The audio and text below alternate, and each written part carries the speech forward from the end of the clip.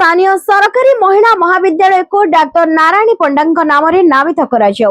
9/3/2024 दिन पूर्वाह्न Sambalpur public library ठारे विशिष्ट समाजसेवी डाक्टर नारायणी पंडा वियोग एक श्रद्धांजलि सभा अनुष्ठित होता। प्रोफेसर आदित्य प्रसाद वाढ़ी अध्यक्षतार अनुष्ठित सभार सहर बहु विशिष्ट व्यक्ति जोगदे डाक्टर नारायणी पंडा को एक विरल मनीष भाव चित्रण करथिले। तांकर अमर आत्मार सद्गति 2 मिनिट नीरव प्रार्थना पर सभ्य संपादक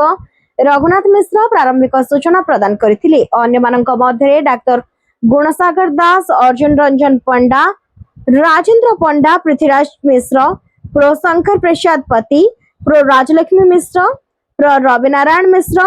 प्रदीप पंडा, प्रो श्याम सुंदर धर, प्रो मीनकेतन पाठी प्रमुख स्मृतिचरण पूर्वक श्रद्धांजलि अर्पण करथिले। सभापति प्रोफेसर पाढ़ी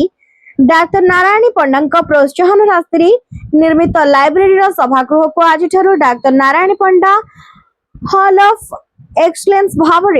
नामित करागला बोली घोषणा करने संगे संगे स्थानीय सरकारी महिला महाविद्यालय को डाक्टर नारायणी पंडा सर्वस्व दान परिप्रेक्षी योग्य श्रद्धांजलि स्वरूप एही महिला कॉलेज को तांको नाम नामित कराजिबाकू सभ्य मानक प्रस्ताव को अनुमोदन देई सहरर समस्त प्रमुख अनुष्ठान एही प्रस्ताव को समर्थन करने को आह्वान देथिले।